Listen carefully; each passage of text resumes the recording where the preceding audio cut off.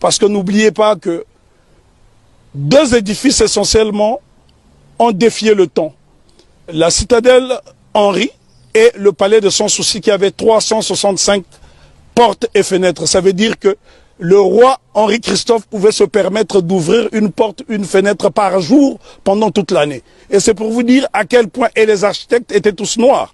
Si vous allez par exemple dans la commune, dans la ville de Kenskov, vous trouverez le fort Alexandre et le fort Jacques qui sont reliés par un tunnel et c'est à 1200 mètres d'altitude. La question qu'on doit se poser, comment les Africains déportés à Saint-Domingue ont pu construire ces édifices qui ont défié le temps.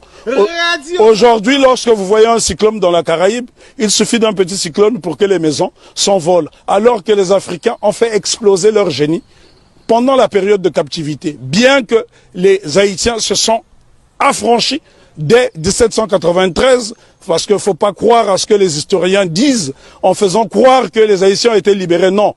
Lorsque les négriers sont arrivés, les Haïtiens étaient déjà libres, puisqu'ils avaient lancé ce fameux slogan « Coupez tête, boulet caille ». Et il y a un homme dont on ne parle pas, on parle souvent de Toussaint Louverture, qui fut le plus grand des généraux nègres de tous les temps. On parle de Jean-Jacques Dessalines, je dis béni soit leur nom pour l'éternité, mais seulement, il y a un jeune colonel qui s'est battu âprement lors de la bataille de Vertières, c'est Capois-la-Mort, François Capois-la-Mort, qui a défié les canons de l'insolence, les canons de l'arrogance en disant « j'aime la mort ». Et Capois, on le retrouve sur le biais de Sangourde en Haïti. Ce sont là des éléments essentiels que nous devons connaître afin d'aller vers l'émancipation définitive. Alors, en résumé, pour parler d'Haïti. On ne peut pas résumer l'histoire d'Haïti, elle est trop belle, elle est trop grande, elle est trop belle. L'histoire d'Haïti, oui, on peut pas résumer l'histoire d'Haïti. Haïti, on doit en parler avec passion. Moi, je suis né sur le continent africain, mais je suis né au Congo, mais ce sont les Haïtiens qui m'ont montré le chemin de la liberté, parce que lorsque le Congo, aujourd'hui dit démocratique, accède à l'indépendance le 30 juin 1960, la Belgique tente de saboter l'indépendance de cette jeune nation et ce sont les Haïtiens qui vont venir par souci de panafricanisme aider le Premier ministre Patrice Lumumba qui malheureusement sera assassiné 6 mois plus tard. Ce sont les Haïtiens qui ont brisé le blocus de la France en Guinée. Ce sont les Haïtiens qui ont bloqué le blocus de la Belgique en République démocratique du Congo. Donc nous sommes redevables tous en Haïti. Parce que lorsque je parle d'Haïti, je suis dans un temps second. Je suis en transe. Mais pourquoi? On ne peut pas parler d'Haïti de façon légère parce que cette révolution est la première depuis que nous avons perdu l'initiative historique. C'est la première qui est victorieuse parce qu'il y a eu des révolutions aux États-Unis. Il y en a eu au Brésil, notamment avec la création du Quilombo de Palmarès au Brésil avec Zumbi.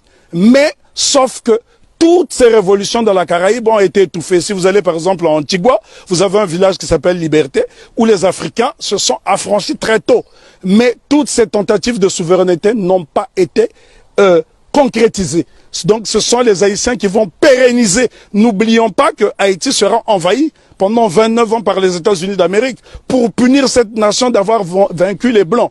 C'est Haïti qui a libéré l'Amérique latine avec Simon Bolivar. Et encore lorsqu'on dit que c'est Haïti qui a libéré, ce n'est qu'une partie d'Haïti puisqu'à cette époque, Haïti était divisé en deux. Il y avait Haïti du Nord qui était un royaume dirigé par le roi Henri-Christophe et il y avait le Sud, la République du Sud d'Haïti qui était dirigée par Alexandre Pétion. Et ce bout de terre d'Haïti du Sud va donc donner des soldats de l'argent à Simon Bolivar pour aller libérer une bonne partie de l'Amérique latine. Si vous observez les drapeaux de l'Équateur, du Venezuela, de la Colombie, vous trouverez des armoiries similaires, même les couleurs, à celles du drapeau d'Haïti. Donc c'est très important pour nous d'étudier Haïti parce que Haïti, c'est le symbole de notre fierté.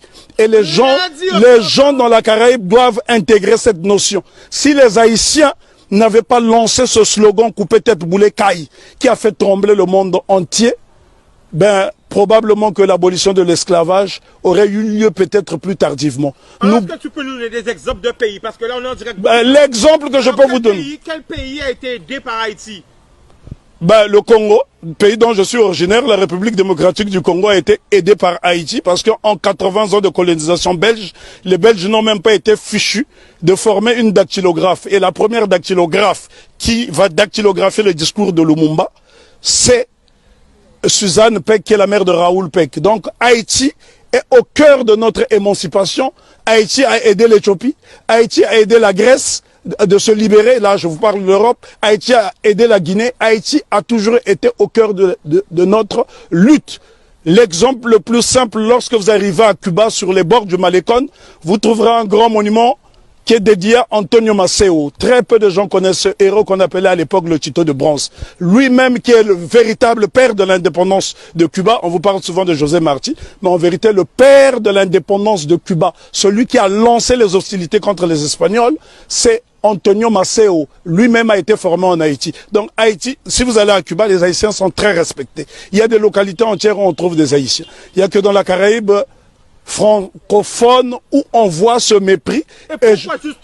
La raison est que Haïti a vaincu le maître, et quand on a vaincu le maître, les serviteurs finissent par avoir la haine de celui qui a vaincu le maître, parce qu'on ne peut pas comprendre que les Haïtiens et les Guadeloupéens ont le même patrimoine génétique, et que ces mêmes frères et sœurs de cette partie de la Caraïbe puissent avoir du mépris pour les Haïtiens. Les Haïtiens sont ceux-là qui incarnent la noblesse. Lorsqu'on parle de la pyramide, ceux qui sont au sommet de la pyramide, ce sont les Haïtiens et puis les Éthiopiens, parce qu'ils ont été des nations invincibles. Imaginez-vous que les Haïtiens ont combattu une armée motorisée rien qu'avec des armes rudimentaires. Au point où Maitland, gouverneur britannique de la Jamaïque, viendra supplier tout sans l'ouverture de lui remettre un bateau.